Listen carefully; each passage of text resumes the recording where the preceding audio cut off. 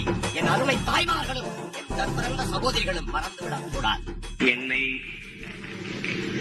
சாதி மத சகதியிலிருந்து பிடுங்கி இந்த மண்ணில் மனிதனாக நட்ட எங்கள் ஐயா பெரியாருக்கும் இப்போ நான் ஓபன் பண்ண பேஜ் அப்படியே இருக்கு. நான் ஒரு பேஜ் கூட மாத்தல. இப்ப நான் பேசுறத கேட்டுக்கங்க. 8 கட்டையில எல்லாம் பேச மாட்டேன், ஒரு 4 கட்டையில பேசுறேன். இதுக்கு பேர் தான் மேஜிக். இப்ப இந்த மேஜிக்கை பண்றதுக்கு நமக்கு தேவை ஒரு துண்டு. இப்ப இந்த துண்டை போட்டதும் அதே பேஜ் எப்படி மாறுதுன்னு மட்டும் பாருங்களேன். பெண்ணுரிமைக்கு பெரியாருக்கும் என்னங்க சம்பந்தம்? அப்படித்தாங்க எழுதியிருக்கு. பெரியார்கிட்ட பெண்ணுரிமை படிச்சேன்னா என் முன்னோர்கள் கிட்ட நீ என்னத்த படிச்ச? அப்படிதாங்க எழுதியிருக்கு. இப்ப லைட்டா இது மூவ் பண்ற.